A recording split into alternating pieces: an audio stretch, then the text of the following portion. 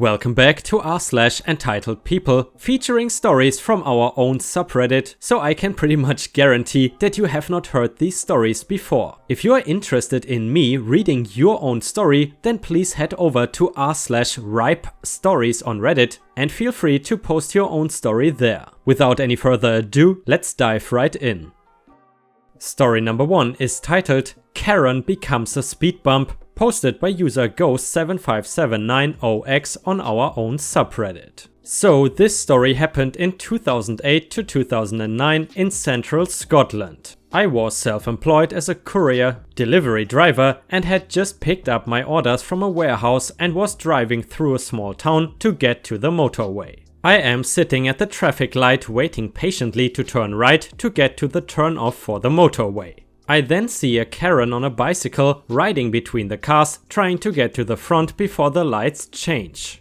As she gets closer to the front, the lights change and traffic starts moving. She turns right without using any signals and cuts off the car behind her, forcing him to slam his brakes on and blast his horn. This is the first time Karen seems to notice that other people exist, and she stumbles and falls off her bike. Now, any normal person would apologize for riding her bike without due care and attention and get back up on her bike and ride off. But of course, the Karen has no common sense or intelligence. This crazy lady lays down across the road trying to block traffic. This works at first as all the cars on both sides stop, but as soon as they see that she's just trying to get attention, they just drive around her.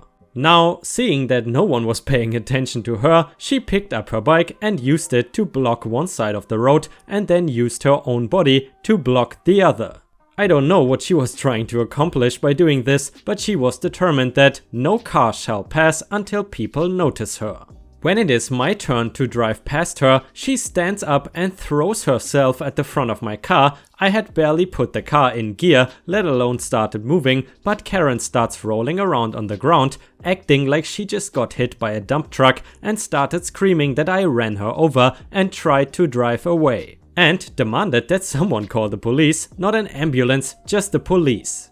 I, having very little tolerance for BS, lean out of my window and shout to her, "Yes, please call the police so they can arrest you for disturbing the peace, making fraudulent injury claims, reckless driving, and obstructing traffic." She stopped wailing for a moment to tell me to F off and then wedges her legs under my front wheels, daring me to run her over. My reply, "Don't tempt me, Karen." After sitting there for a few minutes, I see her moving her legs and places her back next to my wheels. Thinking that I did not notice, I then put my car in gear and quickly started to drive off. Karen, hearing the car go into gear, quickly tries to switch back and thought that I had noticed, but that part I missed. I drive off feeling the bumps under my wheels, followed immediately by a crunch and then a scream. I ignore it, thinking that it is another one of her performances, and drive off to complete my deliveries. End of my workday, and I arrive home only to be met by the police. I invite them in and ask what the issue is. They then tell me that Karen did indeed put her legs under my wheels, but they had conflicting reports from witnesses, street cameras, and Karen herself. I explain my side of the story and expected to get arrested for hit and run, but my story matched the story from the witnesses and the camera footage, and I am just given a caution. Karen, however, was arrested for staging an accident, reckless endangerment, disturbing the peace, and attempted insurance fraud. I was never called as a witness to her trial, so I don't know the outcome. Thank you very much for posting this interesting story, and this leads me to the question, have you guys ever witnessed someone in real life staging an accident? Let us know in the comments. How I taught my big brother to never steal my steak. This is short, but was really funny when it happened. I give full permission to use this. I love steaks. As a kid it was well known I loved it and would viciously fight to protect it. Important. When I was 12, mom made nice, big, juicy London broiled steaks for the weekly family dinner. My sisters and dad preferred theirs well done, but I love my steak rare. The rarer, the better.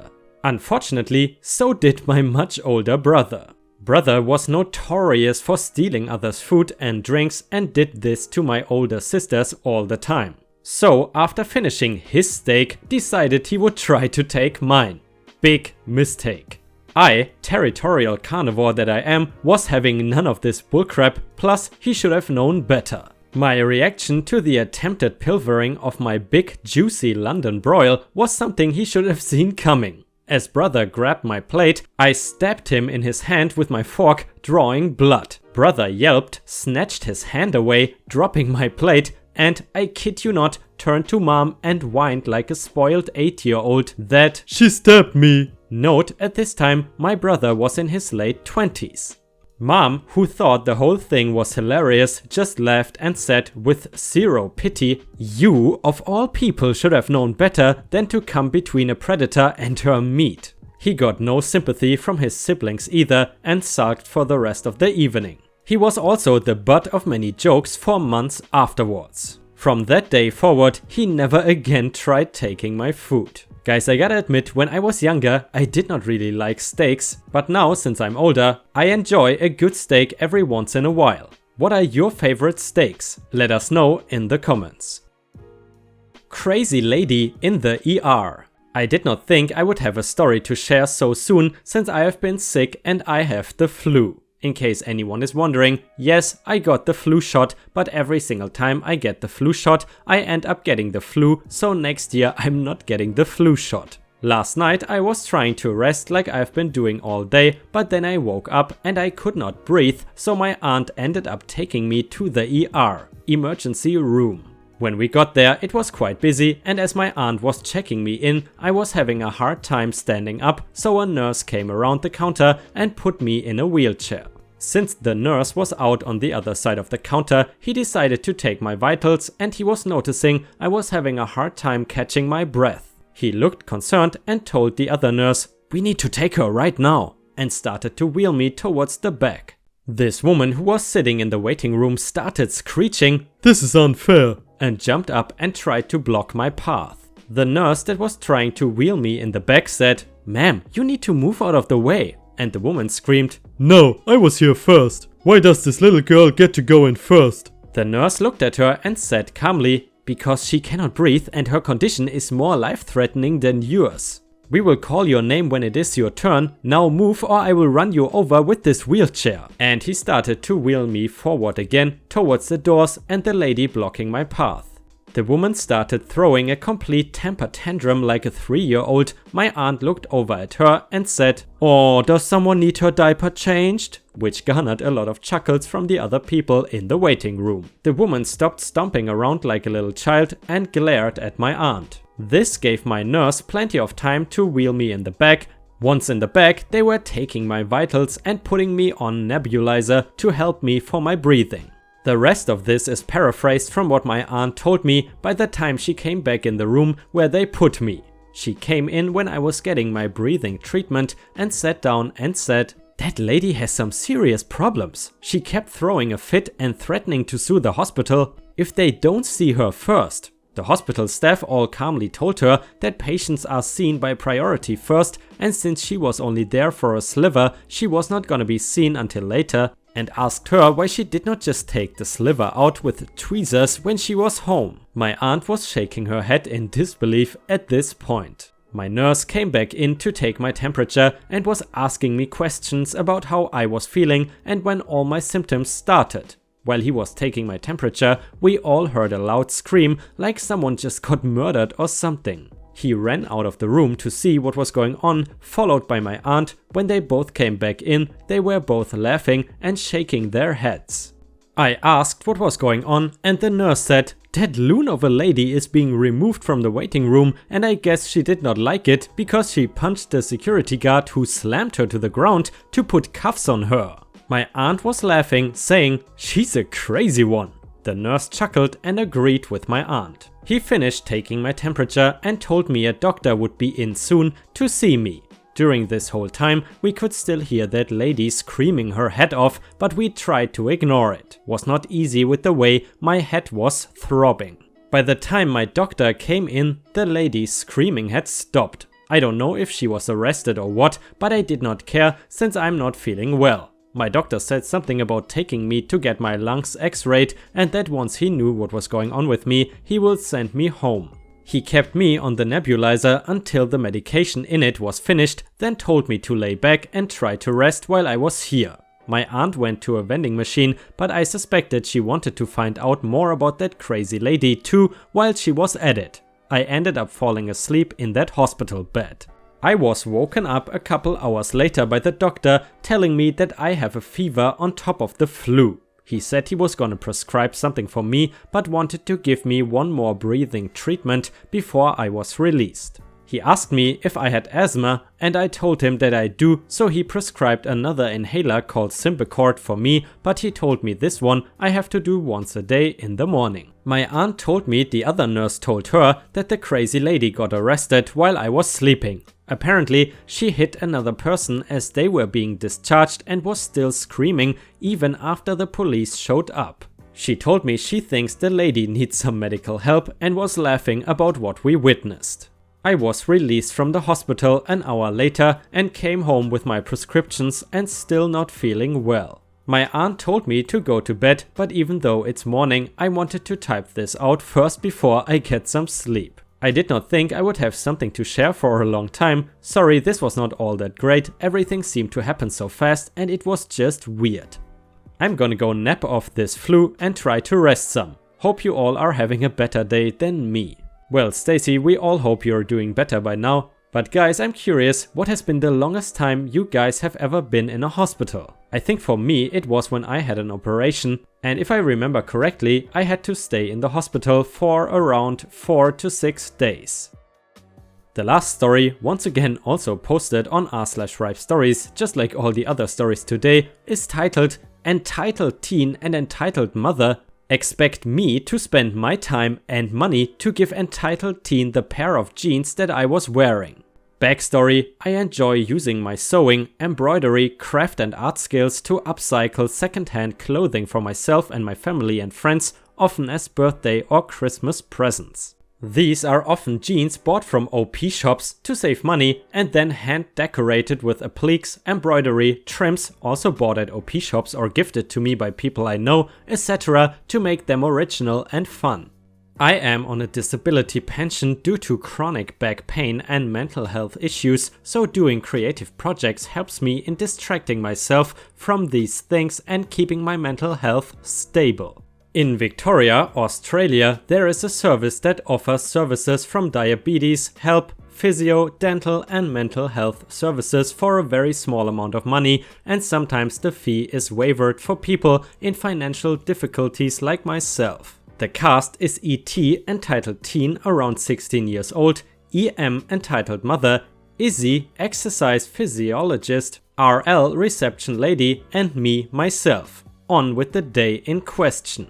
One day in December 2019, I was sitting in the waiting room for my appointment with my exercise physiologist wearing a pair of my upcycled jeans decorated with over a month of daily work of embroidery, trims, appliques and doilies while working on a small cross-stitch project. E.T. walks up to me and asks me a question. "I love your jeans, where did you buy them?" Me: "I bought the jeans at an OP shop, and same with the doilies, but the trims and the embroidery threads were given to me by friends. I'm glad you like them." E.T.: "How much to buy that pair from you?" Me: "I'm sorry, but they are not for sale. I made these for myself. But if you go to an OP shop and buy a pair of jeans plus trims, threads and such, you could make your own pair to suit your personal style." E.T.: "But I want that pair. They would look so pretty on me." I had over the last 3 years gone from 125 kilograms to 79 kilograms after gastric bypass surgery, plus the removal recently of excess skin, and was happy to finally be able to wear a decent fitting pair of jeans. This girl was not going to fit into my jeans as she was at least 100 kilograms and I could see they would not even be able to do up on her even if she tried to put them on. But as I refused to fat shame her like I often had been for most of my life, I just replied, "Jeans are a very personal fit and not everyone can wear the same cut and style. Sorry, but I will say again, these jeans are not for sale." E.T. goes back to her mother and I thought it was finally over. Oh, I wish it was. EM comes over with her daughter, with EM standing in front of me, blocking the light, preventing me from continuing with my cross stitch. EM: Excuse me, but my ET wants your jeans. Me: I have informed ET that I will not be parting with my jeans. Could you please move, as you are blocking my light? EM: No, my daughter has been such a good girl and got good grades this year that she deserves those jeans. Me to the ET: Go to an OP shop and buy yourself a pair of jeans that will fit you well, along with the things to decorate them with. Sew the details yourself and you will have something original made by your own hands. EM: My daughter does not wear OP shop clothing or second-hand clothing. She also doesn't know how to sew. Now this had some contradictory points and I let EM know this. Me: Well, these jeans are OP shopped, so therefore second-hand and not suitable for ET. As for not knowing how to sew, she can learn how from YouTube videos. And plus, these jeans will not fit her. EM: You can make a pair for her then. Me: If you provide the jeans and $150, I will do it, but it will take a couple of months because I have other projects on the go as well. EM looking at me in disgust: $150 to sew some junk onto jeans. I refuse to pay that. She has been so good this year and deserves to have you make them. The junk wouldn't cost more than $20. Me: It takes time, creativity, and yes, skill to make these. Not something that I will give away to someone that I don't know. Her grades are of no interest to me. The ET was standing there sulking and then stamped her foot, demanding me to take them off and let her wear them. I explained again that they will not fit her and that I won't give them to her. EM screamed: This woman just fat shamed my daughter. Reception staff then came out to inquire and my exercise physiologist called my name to go in. By this time the ET was crying, pouting and stamping her foot. The EM pushed me back into the seat as I tried to get up to leave. Izzy, my exercise physiologist, knows me well and that I would not fat shame someone because of how it would often happen to me over my life and still does at times. She told the RL this and that she also knows how much time and effort goes into my creations and that $150 is a very inexpensive price compared to what they are worth. The RL was approached by people who watched the whole thing and told about how rude EM and ET were and that they were harassing me. EM and ET were escorted from the building and refused service, with future appointments cancelled, and they would need to find a new service provider for their needs. I have asked the service to please reinstate their appointments because not everyone can afford the care they need and the waiting lists for new specialists are long in the public healthcare system. But I got to keep my jeans at least. Thank you very much for posting all your stories on our subreddit. I always enjoy them and I really cannot thank you guys enough for it. Unfortunately, this is the last story for today. I hope you enjoyed the content. It was a bit more old school today because we had some entitled people. And I'm pretty sure we haven't done an Entitled People episode in a long time. I hope you have a fantastic day and I see you again tomorrow.